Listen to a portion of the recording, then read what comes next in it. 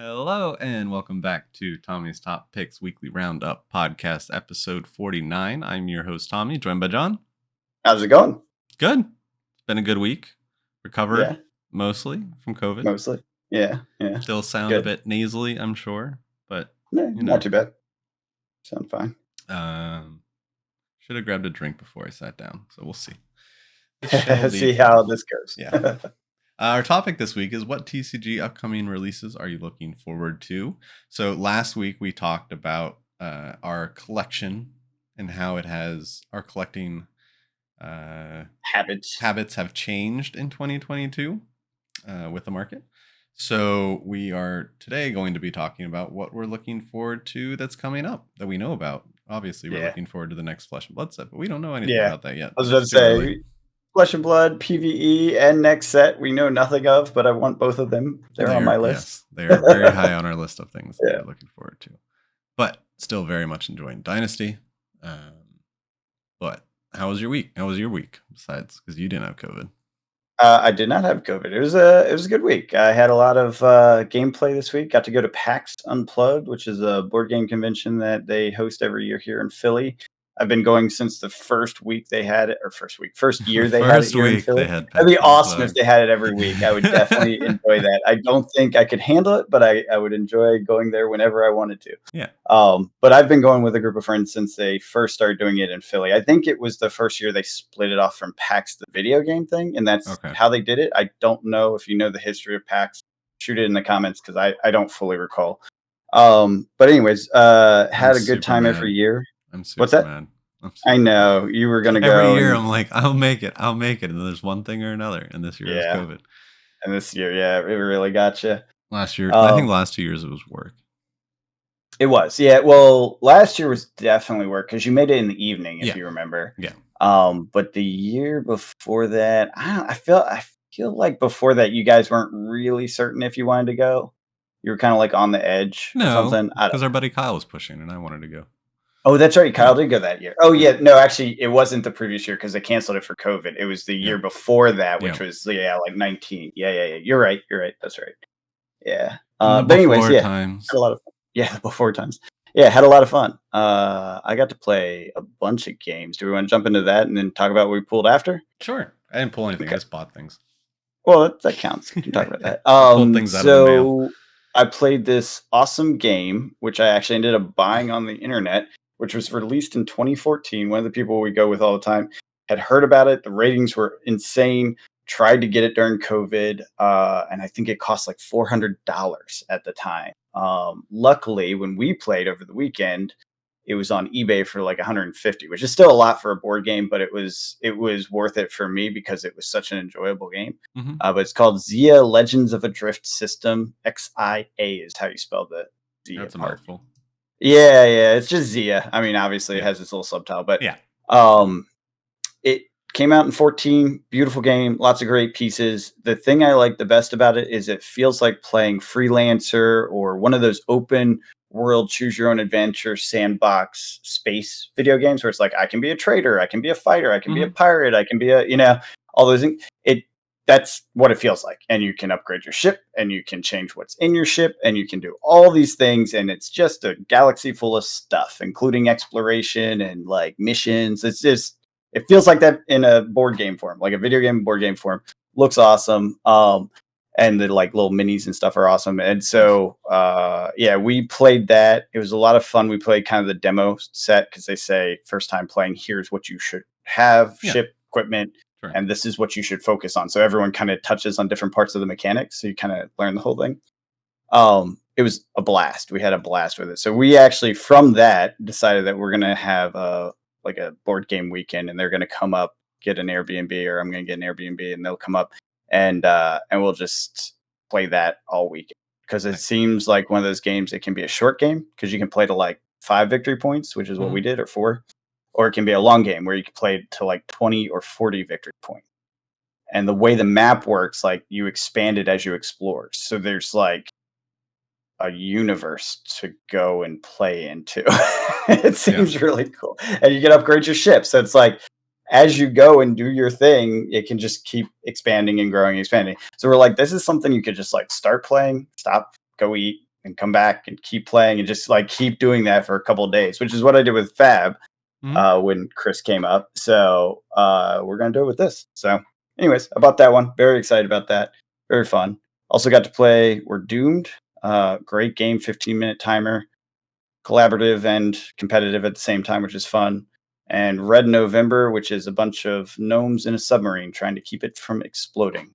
That sounds awesome. It's hilarious. It's very fun. And you have to get drunk to be successful. So you have inebriation levels. Yeah. Checks out. Yeah, gnomes getting drunk to save themselves. Yeah. We did not. We failed. We went down with the ship. It was sad. But we tried very hard. Nice. But yeah, it was fun. It was a blast. I love doing it every year. Good time. A lot of people from the shop ended up there. Ended up getting to play a couple games with one of the people from our shop and a patron, which was a lot of fun. He sat down and we played We're Doomed and another space game, which was like a narrative one that I just randomly picked up from the library. I cannot remember the name. It was very fun though. Very like dramatic is the best way to put it. You kind of had to like tell a story with each thing that happened. So that was a little exhausting, honestly. By the end, I'm like, I don't have any creative juices. He just does the thing because he does. It's like, I'm done. I don't have a story for you, but it was a good time. Good time. Love PAX every year.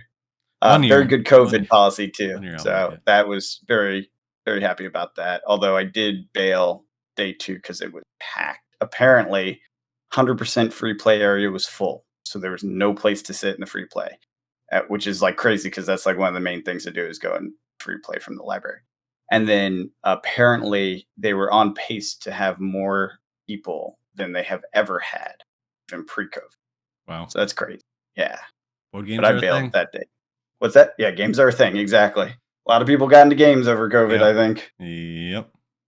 Yeah, and I mean, I was getting hit from multiple Discord channels about the Star Wars Legion tournament that was going on and the Kill Team tournament that was going on. I almost took pictures. I didn't do it because I didn't want to make you feel sad, so I didn't take pictures, but they had an awesome painting area. Yep. They had a crazy awesome free play for I think it was X-Wing. What's the 40K like small squad one?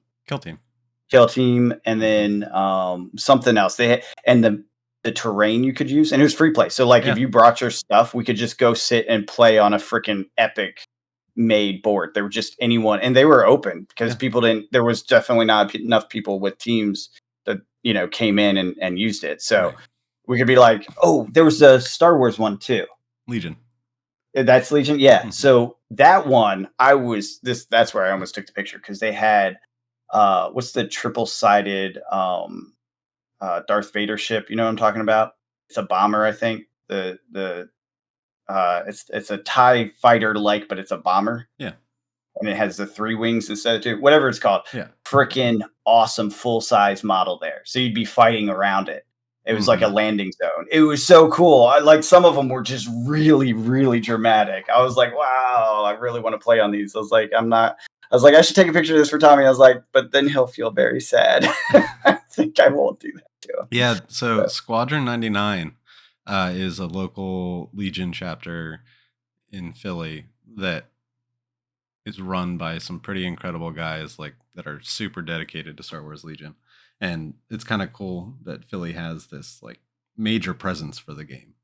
There's a lot of shops there aren't many shops, but the shops that do run events for it get swarmed because the tables, this guy 3D prints and is constantly making new tables. Oh, that's cool. And then he brings them to these events and stuff like that. So 30 of the tables were made by one guy. Oh, are you serious? Mm-hmm. Yeah. That's awesome. Yeah, I didn't Legion know that. is huge in Philly. That's huge. That's cool. Yeah. Yeah. They do a podcast. I wonder if that gear was his because I saw when they were packing it up, it had labels. Someone was putting them in these plastic bins and had a label that was clearly not PAX related. So no, it was all put together by fans of Legion. That's crazy. Well, the stuff that I was very impressed with and said I wanted to take pictures of, that was probably his. Yeah, probably. It was so cool. I was very impressed. So, good job. Yeah. Go Philly. Way to rep Philly. Love that. And then the Notorious Scoundrels They're kind of spread out throughout the country, but also contributed towards that. Nice. And just, I don't know, Star Wars Legion things that I listen to their podcasts and enjoy them quite a bit. Nice. Seem like good people. One day. Yeah, as I say, you'll have to go next year, and we'll bring some teams, and we'll face off. Well, next year, Shatterpoint will be out. I think that's what it's called, which is like the skirmish Star Wars game. And that one I'm diving 4 feet into because I only have 2. But yeah, no, Shatterpoint's gonna be super cool because it's like the kill team of Star Wars, where you only need a couple miniatures, the games are quicker, that kind of a thing. Dig it. Focused around the Clone Wars, it seems like the first set is. So we don't know much. Yoda like what? Focused around the Clone Wars. Oh first. Yeah, you caught that reference. I don't think you did that on purpose. I think you just misspoke, but it was totally Yoda. Totally intentional.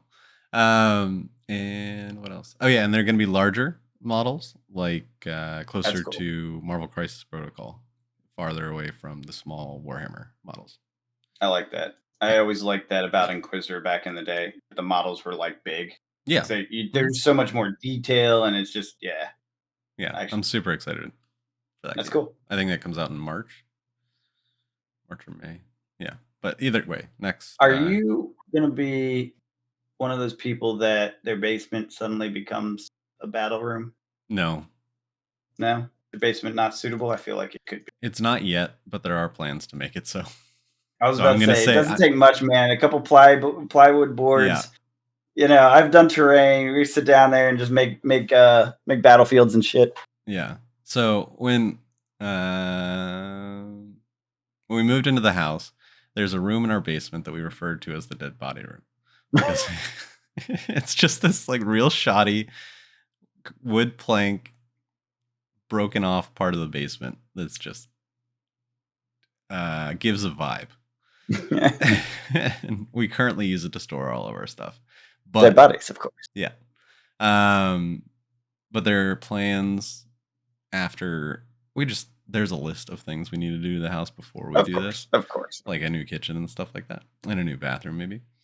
But eventually, one day, this basement could be suitable for having a giant table. Yeah. Yeah. We shall see. I've been down there. I feel like it's viable. It's possible. But the games that I am being drawn to only require a 3x3 foot board. So that can fit on the dining room table. Oh, true. But it's nice to have like preset battlefields and stuff. Well, these games need you to change them. So they have training. I'm just saying it's nice to have preset like battlefields. So you can just walk down there and it's already set up and done, and you have to worry about taking stuff in and out because that's how it always gets damaged, you know? Well, we have room for it now in the guest room of where it's being stored. Nice. So it won't be too big of a deal. But what else did we play? We played more Talishar online. I've been diving into that, playing my Arachne, tweaking it. Yes, you have. Enjoying it a lot. Definitely going the more fatigue control route. Aggression does not work. And even then, I have realized that Arachne is not going to be very meta relevant.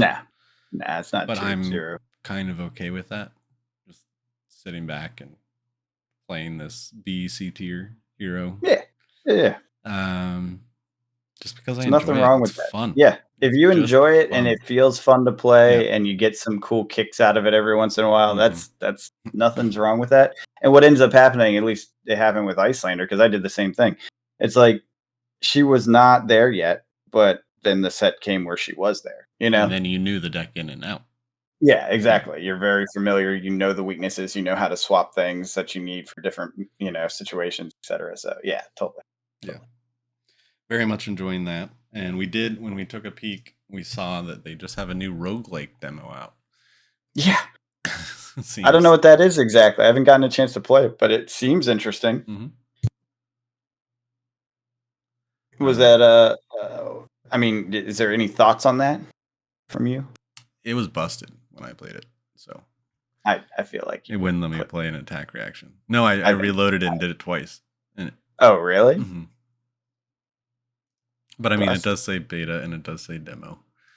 Fair enough. So you can only play as Dorinthia. Your deck. Well, no. I don't think that's true, man. I don't know if that's true. I think it evolves because you only play with 12 cards in your deck. It's not like a full. I think it has its own system. Like, that's the thing. It's crazy. We'll have to explore it. We don't know. Let us know what you think in the comments if you've played it and you have an idea of what it actually is, and is it good?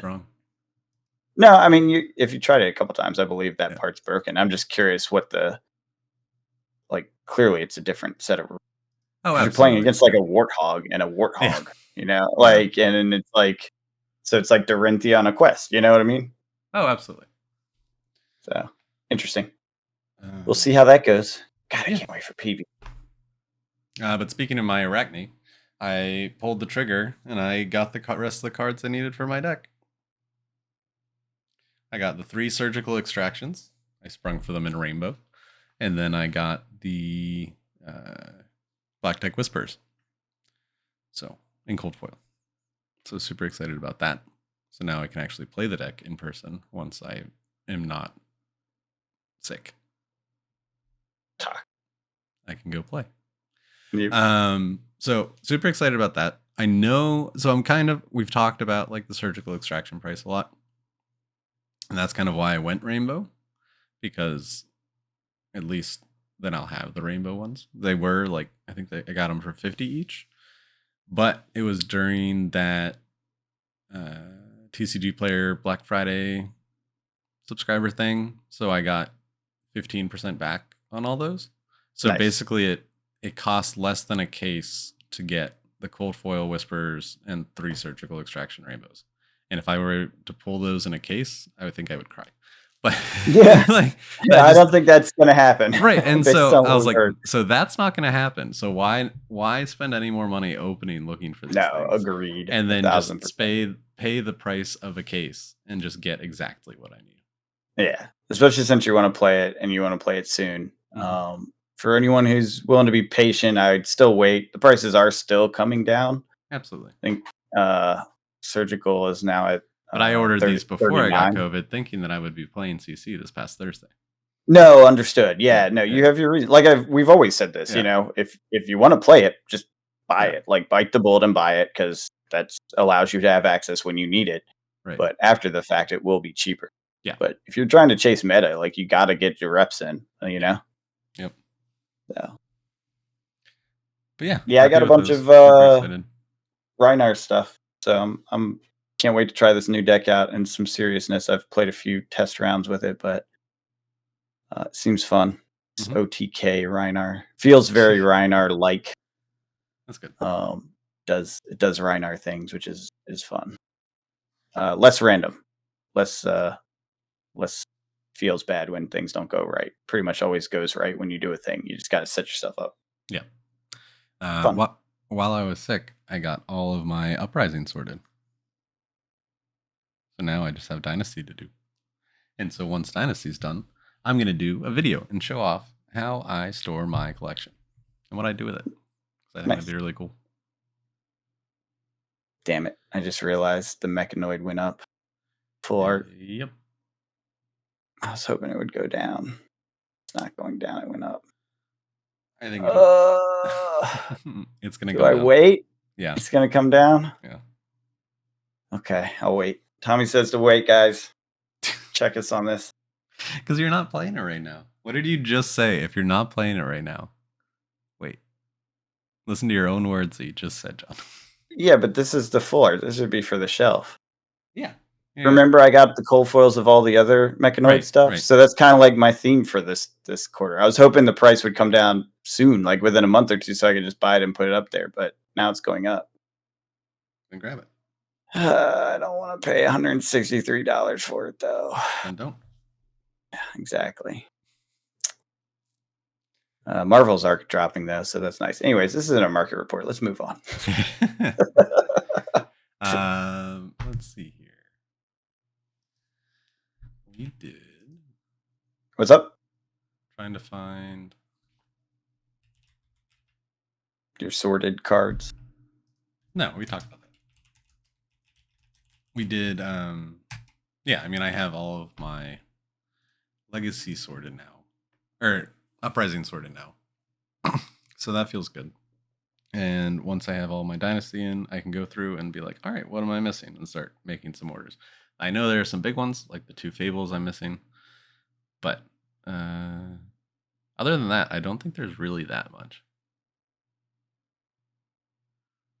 Because my goal is to basically have a playable set of everything.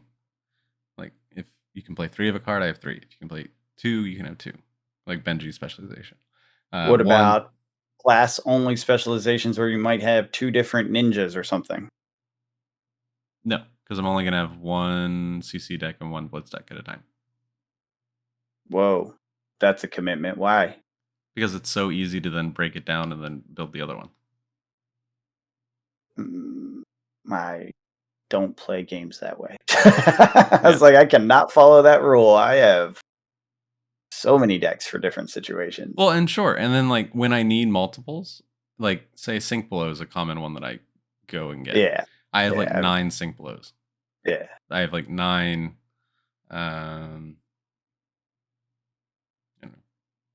the ones that are played, like, the defense reactions that are played more often, I do have more than a playset in my thing. Because there's room for it. But it really doesn't make that big of a deal. And really, like, breaking down these decks, like, you just break down into like whatever set they are, and then putting them back in the box is super quick and easy. Okay, I don't believe you, but okay. I'll see the video when it comes out. Yep. But then I wanted to talk about, on our other channel, Tommy's Top Shelf Comics, we talk about comic books. And this week's top 5 were Justice Society of America #1, where Helena Wayne is going to be leading a new Justice Society, which is super exciting. And then we have Star Wars Darth Vader 29, where we get a kind of flashback to young Anakin, which is going to be kind of fun. It's always fun in the Darth Vader book. We have Plush #1, where a guy goes to a furry convention and runs into some cannibalistic furries. What? And then we have... For real? That's crazy. Yep. Are they actually furries, or are they monsters that use furry conventions to disguise themselves? We don't know, John. This is only issue 1. I was just saying, because they're cannibals, right? I haven't been able to make it to the shop this week to pick it up and read it. Oh man, but it's made by this alone. What the heck? Caught you off guard with that one, huh? You did. You totally did. Yeah, it's made by the same creative team that did Plastic and Vinyl, which are these kind of like 12-issue crime mystery books that are pretty fun and over the top. Nightwing 2022 annual. Finally find out who Heartless is, which is super exciting, or more about him. And then Superman, Kal-El returns. So Superman, the official Clark Kent Superman, not John Kent, Clark Kent, is returning to the main universe after all of the whole Future State, War World, and Dark Crisis craziness that's been going on. So that's exciting. It's a good week for comics, and next week's going to be a pretty good week for comics too. I was taking a look. So if you like comics, check out our other channel, Tommy's Top Shelf Comics. Quick question: while you've had COVID, have you had time to sort cards, but did you take time to read stuff, catch up on things? Because you're perpetually behind comics. Yes, I did. I've been reading a bunch of Radiant Black, which is incredible. It is written by Kyle Higgins, who I first fell in love with writing Nightwing. But turns out he's also been writing Power Rangers for many, many, many years, and decided to take his knowledge of that and go to Image and produce his own comic that is called Radiant Black, that is kind of like a Power Rangers, but for millennials now. So, like, if you were to write a Power Ranger book targeting millennials, the same people that grew up on Power Rangers, but the cast, like the main characters, like a 30-year-old had to move back in with his parents, down on his luck, can't hold a relationship, all the crazy stereotypical millennial things, and then give him Power Ranger. Like, for real Power Rangers, or something like Power Rangers. Okay. Yeah. Because I was like, that kind of sounds like the origin of Power Ranger. Wasn't it a manga originally that was kind of more graphic and stuff? I don't think it was a manga. It was a Japanese show. It was a show? Yeah, and actually the original Star Wars, they used the Japanese fight scenes and then just filmed like the teenager parts. Not And then Star just Wars, edited to Power like Rangers. Power Rangers. Yes. You said Star Wars, I'm pretty sure. Power Rangers. Power Rangers. Yeah, totally. Yeah, so that one's been really interesting. I really enjoyed that book. And then Noctera, which is a really interesting book by Scott Snyder, who is one of my favorite writers. He's doing an independent book as well for Image called Noctera with Tony Daniels as the artist, who has been hit or miss for me, but is a big hit on this one. I think his art works really well. And it is very much the lights have been turned out on Earth, like no more sun. And if you spend 10 hours in darkness, you start turning into this thing, this like monster. And it starts in your gums. And then if you can get under this special kind of lights, they can reverse the effect. But once it reaches, I forget. Once it gets past that, you're kind of just done. And just you have to wait to transform. And then, so they're all, the main character, Val, is a trucker that drives people from town to town where they have lights set up so that you don't turn because you have to be under light. If you're in pure darkness, then you're turning into one of these monsters. So you play as Val and her brother. Or you don't play as, but you read the main character Val, and then her brother kind of run this trucking service to get people to and fro. Very interesting world. Scott Snyder is very good at world building and has a ton of books. This one, I think, has already been solicited for a show. Cool. Pretty awesome. What was it called again? Noctera. Nocterra. Noctera. Yeah, super excited about this book. I have been for a very long time. I followed the Kickstarter even. I have like the full like director's cut hardcover of the first issue in black and white with all these like notes and stuff with them building the world. It's a very interesting. They are in this series for the long haul, which is super exciting because independent books can get cut off short, but it doesn't seem like this one will be because it started off his independent publishing company Best Jacket under Image. Because all the books under Image are published by Image, but the rights aren't owned by Image. I was going to say Image. So is Image the one we were talking about this the other day? Is that the one that's like a subsidiary of a major one, or am I mixing it up with something else?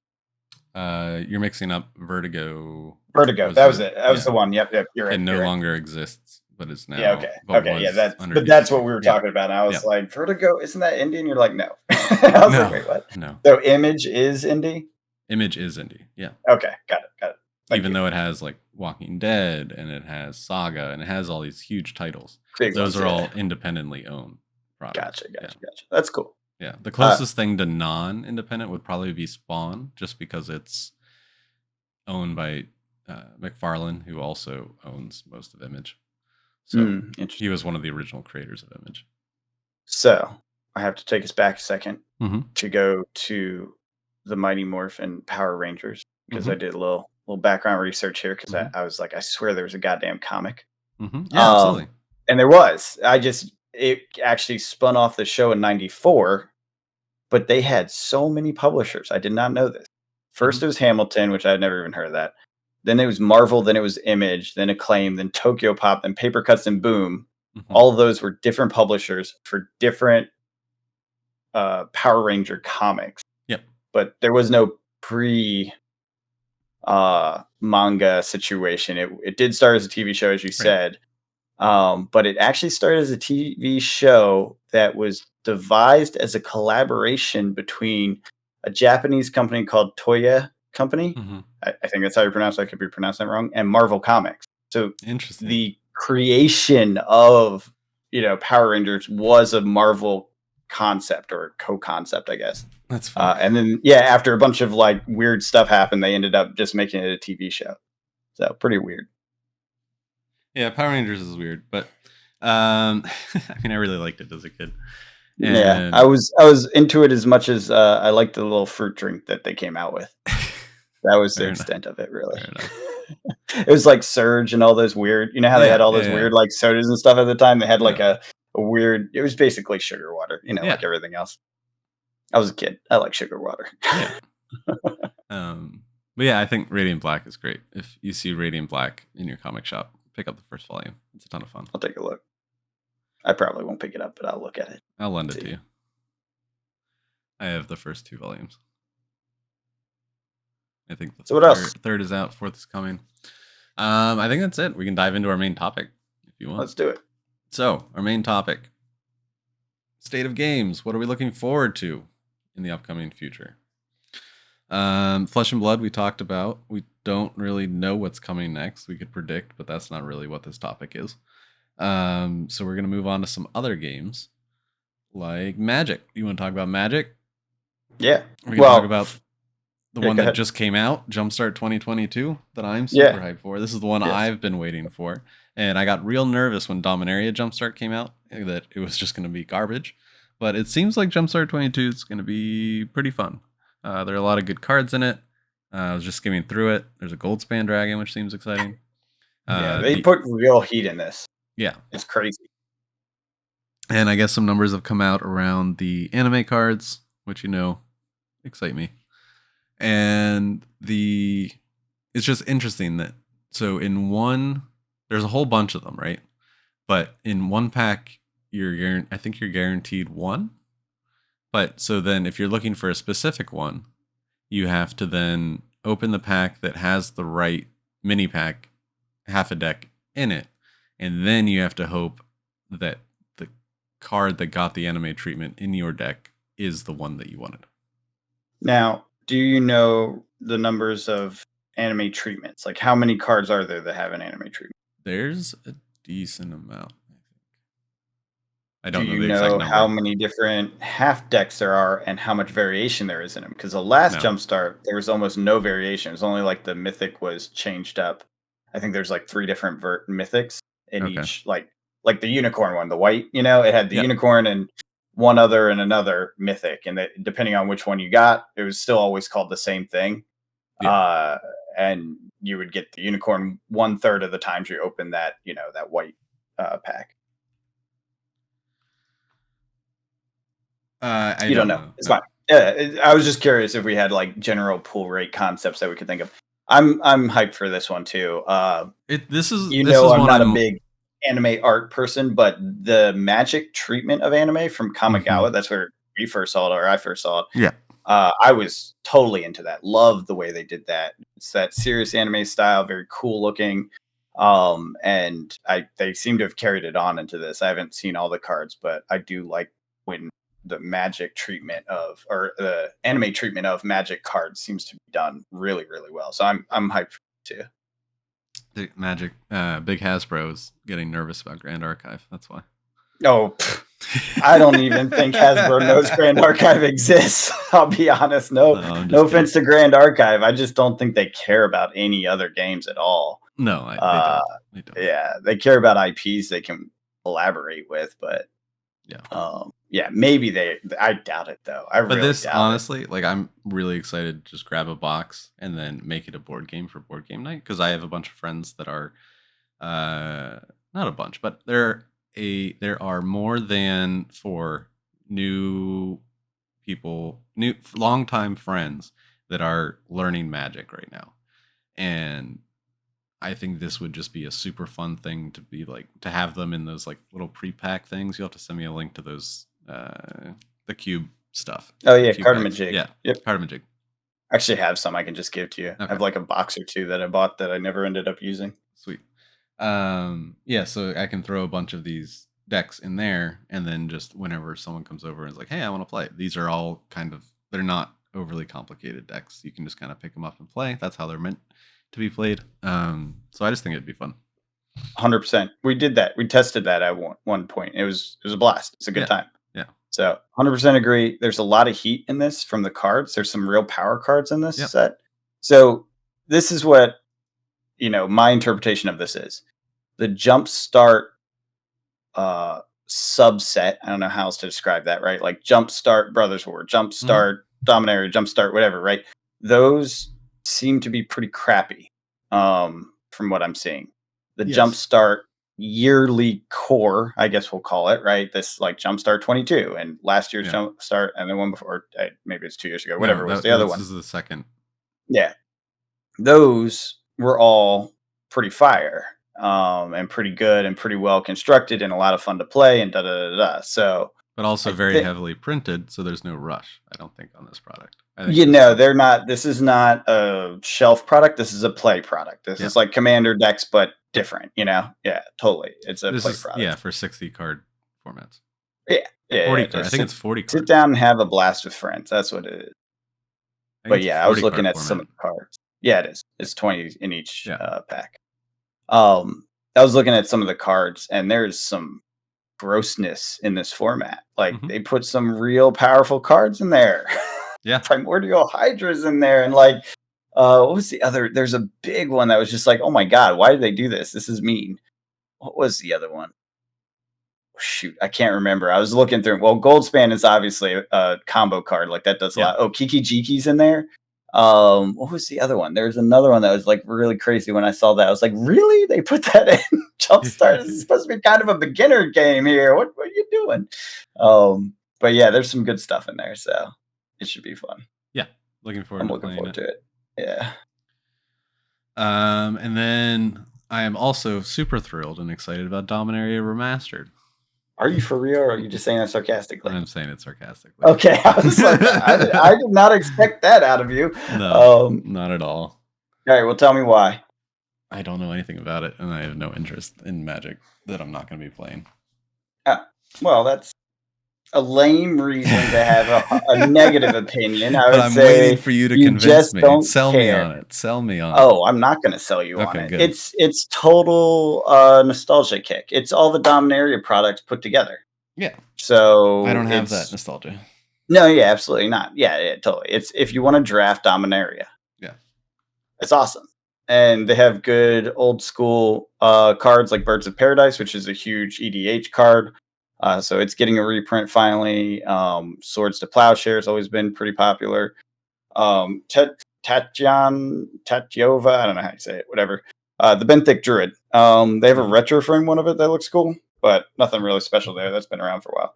I think what it does is it pushes down value of cards that are staples, especially in EDH from that era. And then it puts new art treatments on cards that are popular anyways, like Force of Will and which all that's good. I mean, none of it's investable, collectible sort of thing, as far as I know. I'm not deep enough into it to say. But just the idea of being able to sit down and draft Dominaria as a curated set is awesome. Yeah, the curated sets have been really good draft experiences because they build it off of multiple sets to make it a good draft experience.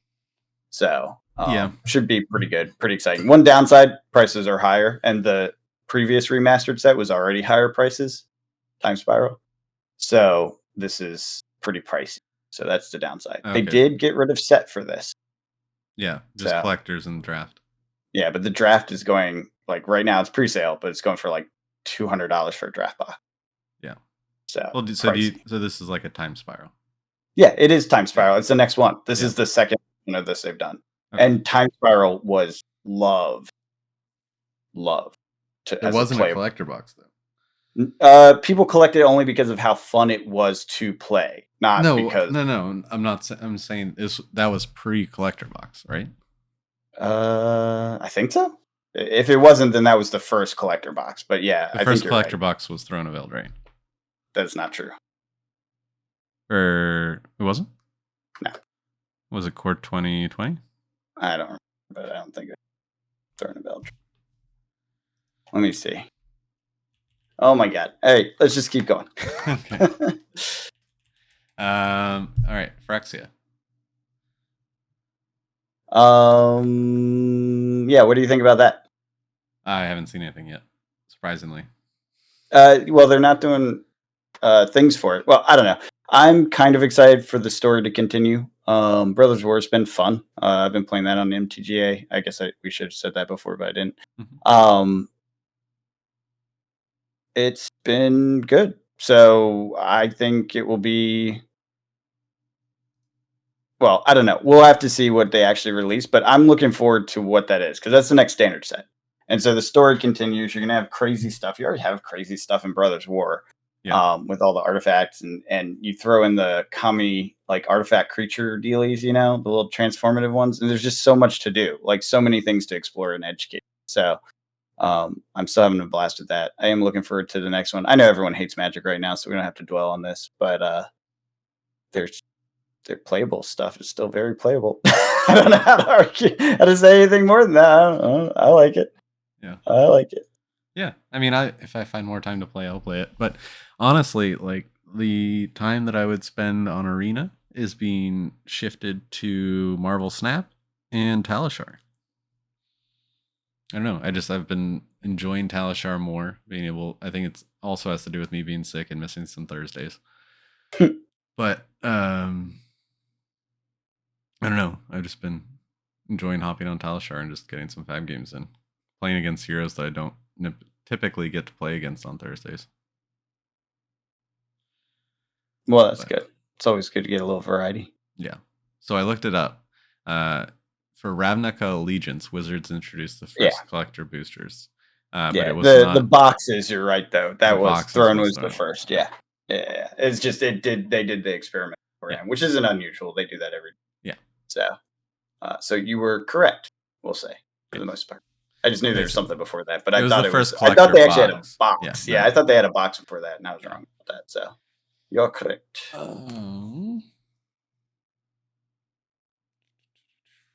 Next up, we have Grand Archive. Unless there's anything else you wanted to talk about with Magic. Nope. That's what I'm looking forward to. So Phyrexians take everything over. complete Urza and Mishra. Yeah. That'd be awesome. So Grand Archive is a card game coming out supposedly in February.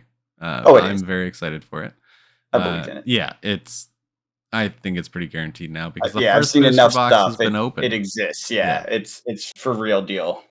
Yeah. So they were at Anime Frontier this weekend and they opened up the first booster box, and I think they are doing another one today around now actually. I don't know. It just seemed cool. Like they had everyone come up and there was a long line and you just open one pack and then you get to keep your pack, or I don't know. It seemed cool. The booth seemed very busy. They were selling out of playmats left and right. They were selling out of deck boxes. They had some new deck boxes that they were showing off that are going to be coming out. They had a Merlin one, which looks pretty awesome. So wait, now this was an anime convention, right? Yes. Okay. Yeah. And they were not at PAX. I can confirm that. I didn't see them. I went through that area like 2 or 3 times. They didn't have a booth. I did see Genesis there. Yep. And I think a lot of their team was there. I think even Asid. I don't know how you say his name. It's not Assad though. I know that. Which kind of tells me that they are looking for like the collector kind of side. I don't know. Yeah, that's what. Yeah, being an anime versus the game convention. Although PAX, new games don't really show up at PAX in the card game space. They wait until they have some popularity. So I wouldn't hold that against them in the least. They obviously picked the right place because they've been flooded. Yeah, exactly. Time. It worked, right? Yeah. Yeah. Giving away a bunch of promo packs. I figured out how the promo packs work. I got 2 of them when I ordered their deck box and a playmat. And so I guess there's like a 12% chance that there's a rainbow. They're both going to be dungeon guides, like an alt art dungeon guide. But there's a chance that they're promo, so I may open them now. We'll see. Are they? You said alt art dungeon. Is it the same alt art? Like, is there a chance you get 2 of the exact same non-foil card? Yes. Okay. Is there a chance you don't, even though they're non-foil? No. Are there more than 2 pieces of art for the dungeon guide? There may be, but in this pack, it is either non-foil or foil. Got it. But it's the same card regardless. Yes. Got it. Yeah. Okay. Cool. And it is a card that I will be playing in many decks. Oh god, that's such a useful card. So totally good. So that's why I'm kind of fine opening it because it's yeah. That's going in your deck. There's no doubt. Yeah. Unless it's the foil, I imagine. Yeah, then I'll keep it out. Yeah. But I have some starter decks coming for that in February, so John and I will be playing it and showing off a lot more then. There are some new deck lists that have been floating around that I want to check out, so maybe we'll do another gameplay video because that seems to be doing very well. Our previous one that we did months ago is still one of our top videos. Every week. It's like every week. It's like second place, third place, something like that, almost every week. I know John doesn't like the art, but the gameplay is solid. Like it is a fun game to play. Deck building's fun too. Yeah. Remember I sat down. I actually did it by hand in TTS because that's how fun it was to actually make the deck. So I am looking forward to it from a mechanical perspective. I dig it. I wish they did like MTG style anime art. Then I could be 100% embracing this game. I would, because that art's like really, that's a cool anime style. I dig that style. This style is more, waifu stuff, which I'm less interested in. But yeah, it's cool. It's a good game. Yeah. We will do more video. Yeah, and we'll be opening some boxes and stuff when that comes in February. Yeah, that'll be the first of all the new stuff that we've. Well, I guess that's not true. I got Genesis stuff. And Sorcery will come. Yeah. Sorcery is February too, right? No, I don't think so. I think that got pushed back a while ago. Okay. I think I don't think I thought they both got pushed to February. No, it did get pushed to February, and then I want to say last month or maybe the month before, they said we're not going to be able to make February. Okay. Basically, yeah, they gave us we're not sure, but we're committed to being more communicative. So here's a roadmap. We're going to update it every month or whatever. Well, that's good. Blah blah. And they've been telling us a lot more since then because people were complaining that we have no idea and we don't believe you and da da da da da. It's just like this whole little drama that kicked off, and but it is coming, and I don't think it's February. I don't think they've even said that it's February. I think they've said it's later in the year. We're not sure yet. And there was something in particular that really hindered them, and that's why they didn't want to make promises, because they wanted to make sure it was good quality before it came out. So we'll see. It's coming though. You there? Yeah. Just stayed silent. Anything else on Grand Archive? I'm trying to think. No, just we're going to be doing some videos of some decks, and then definitely some opening when it comes. I'm still deciding, because it looks like the boxes are going for a decent amount. I was just checking that. But what are they going for? How much is a box of Grand Archive? Well, it did sell recently for $500. And this is the Kickstarter special box or whatever? Yeah.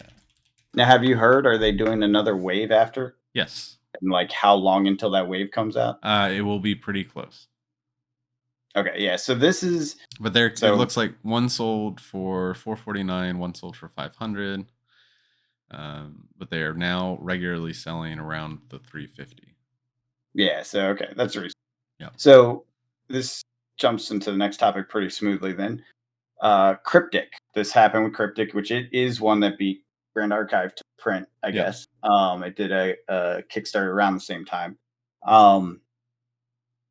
It has come out. Its Kickstarter boxes came out, I don't know, a month or so ago, not long ago. They were spiking in prices to this 500 crazy, just like everything else has been, following the same pattern, just assume the same pattern with Grand Archive. Release, they're holding up. I think they go for 300 something right now for those Kickstarter boxes. But Now we have a new set, or not a new set, a new wave coming out that's going to be $99. So for those that just want to play and they don't care about the Kickstarter premium, as it were. Right. Waiting for that wave is not a long wait, assuming Grand Archive works on a similar schedule. Yeah, so they kind of... You can just get the boxes for cheap and play the game, Yeah, that's kind of their idea, is they don't want the game to come out and be too expensive to play, and then it just fails.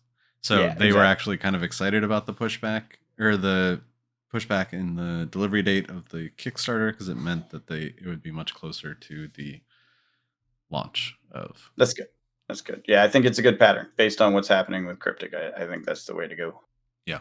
And it seems like they have a list of stores that are going to be holding Grand Archive stuff when it comes out. What's it look like? Do you know how many? It's over 200. That's not bad for a start. Mm-mm. But cool. Looking forward to that. And Cryptic seems really cool. I like their deck in a pack kind of thing. Yeah, so I bought those. We'll also do a video of that. They're on eBay. It was I want to say $17 for these. So what they are is randomly generated deck in a box like Tommy said, from what I understand, it's algorithmically deck generated. Yeah, so it's one deck that's algorithmically generated that should be balanced against the other decks because of the way their system works. I don't fully understand it. I'm just going to use it because it's supposed to be balanced. So we're going to use it as a way to demo out the game and understand it. I've not followed Cryptic closely or deeply. Its art looks really cool. Yeah. It sounds like they have a good system because of the whole mathematical approach to it. You know how I love that stuff. Yeah. Other than that, I don't know anything. So we'll try it out. We'll get some videos up. It'll be fun. I'm just curious about it, honestly. I think it's worth giving it a shot. Absolutely. It has a tabletop simulator mod. So doesn't everything. It's true. And they I feel like it's required now. Yeah, the founder apparently put his heart and soul into that comic. Nice. I don't know anything more than that other than he was like super dedicated to it. Like he really cared about it. So nice. Yeah, I mean it seems interesting. I'm here for it to try it. Yeah. We'll give it a shot for $35 or whatever it was. Can't go wrong. No. What else? Not much else. New Wave on Cryptic was pretty much the last bit of coming up soon that I'm excited about. Sorcery hanging out. What's that? Sorcery hanging out. Yeah, Sorcery. Obviously, we've talked about how much we're looking forward to that. I'm looking forward to that. Yeah. It'll be sometime. Oh, little drama llama. What's the drama? Magic the Gathering. You know that art that everyone got super excited about for Sorcery? Mm-hmm. Magic just did a secret layer using the same art. What a not kidding. Yeah, like what? So maybe Magic does pay attention to small Kickstarter games. Yeah, maybe they do pay closer attention. Yes. Oh man. But yeah, Frank Forenza, I can't remember how you say his last name, but it's a classic art from like the 80s and maybe early 90s, associated with RPGs and stuff. Such great art. And it is really part of what got them so excited. So anyway, Sorcery came out and said, like, we never had exclusive rights. We're excited for them to share this gorgeous art with other people. It doesn't bother us, which is cool. It was a cool response. Right. Everyone else on the internet's like, Magic, what the fuck? Because they're already mad at him about Magic 30. Yeah. So they're like, you stole this and da da da. Like everyone's raging about it. I think there's room for a secret layer that you same art. I'm not offended in the least. I don't care. Yeah. It's like kind of silly. Especially since it's licensed from, the estate of a well-loved artist from that period. Right. That has passed away. So both of them are helping the family with the art of the guy who's passionate about helping make RPGs and gaming a thing that people like. You know what I mean? Like, absolutely. I feel like that's just honoring a dude that's like, a forefather of the industry, if you will, Yeah.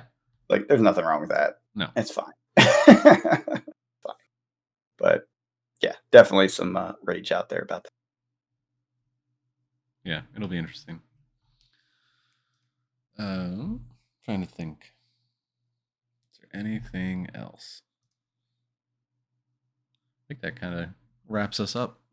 Yeah, I don't know. That's we have some stuff coming out. Can't wait for the new sets of things when we find out about that.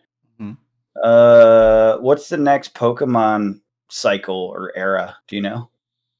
It is going to be the Violet and Scarlet, I think. Oh, is that how they do it? Like, do you have the video game and then the cards come after? Yeah, because Sword and Shield was game. Interesting. And then they do, yeah. So it's based on the main games. So they will do they did remasters, and they won't change the Pokemon cards for that. But with the new main game that just came out, the new Pokemon sets are going to be based off of that. Does that mean these new era cards will be less valuable? Because apparently everyone is very mad at the video game, even though it's sold record levels. No. Everyone is really mad at that video game. It doesn't matter how good or bad the graphics are so bad, apparently. Yeah, and they'll fix it. Maybe. How can they fix it? It's a cartridge. What are you talking about? Updates. Digital download. They update cartridges? Yes. It's like having a disc. Much I play consoles. I don't. It's like having a Do you buy the cartridge or do you download it digitally? That's a good point. All Okay, right, so fair what enough. is I the don't play Nintendo products that much. I forgot. All right, you're right. Yeah. I do. I have a Switch, but Yeah. for me, I think about it as like a PC that's travelable because I don't play right. Nintendo games on it. Honestly, I play Right. like what's it, Cult of the Lamb and things like that, which are PC games first. So Right. in my mind, it's just a traveling PC. But you're right. You download the game. Duh. Yeah. That was stupid. No, What decade am I in? The big difference when it comes to the collectible side is it is the new era. Typically, the first set does do pretty well, like booster box wise. Like if you go back and look at the Sword and Shield booster box, because there are new Pokemon in the new games, and there are so it's first appearance, yeah, essentially. Yeah. Not that really matters that much, but it's the first of the new series. Yeah. I'll definitely pick up a case of that because since I've been doing my price tracking, there has never been a Sword and Shield available. So that does tell me something because there's been cases available of everything else. Right now, when Sword and Shield came out, it was before the big Pokemon boom.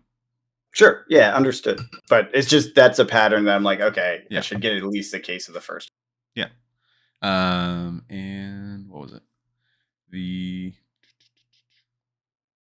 The other big thing is that they are doing a MSRP increase because Pokemon does have an MSRP price. It is $144 a box, and I think that is going up 5%.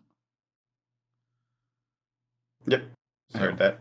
I think you told us that. Yeah. So the new boxes will be more expensive, and I think they will be my logic, not financial advice. My logic is these previous products.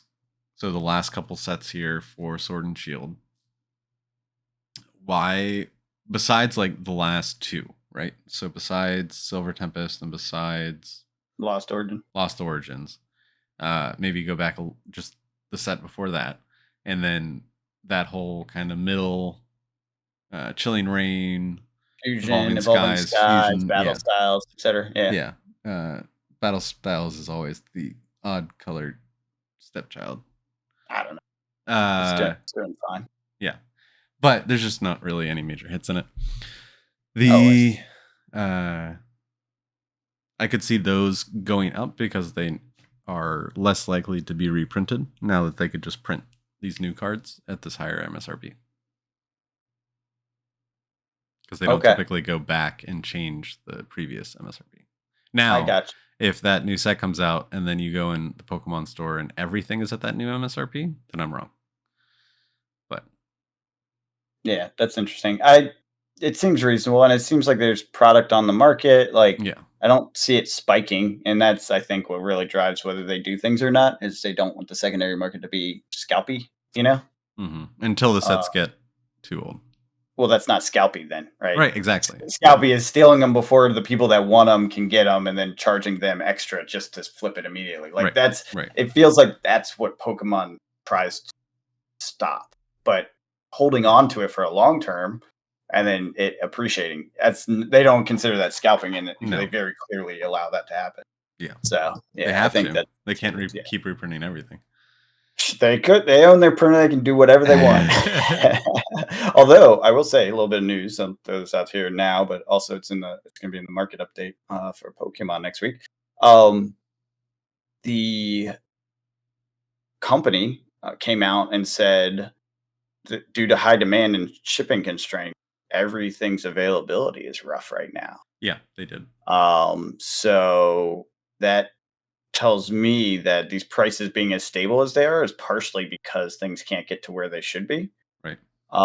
So that makes me want to wait for a drop, because when they get that sorted out, I feel like there'll be a drop in a lot of stuff for a minute, when everything kind of catches up to the market. Definitely not financial advice, and definitely very speculative, because who knows if that happens. But you could subscribe to the channel and then make sure you don't miss that video when you put out the market video. That's true. That market video is coming out every Monday or Tuesday. I can't remember which day I chose. Tuesday, I think. I do the data on Monday, but Tuesday when I do the video. So yeah, did it first time last week. Do it again next week. Do it for a month. If everyone hates it, it will go away. But we got some views on it, so we'll give it some time. Yeah. It was what, the second one?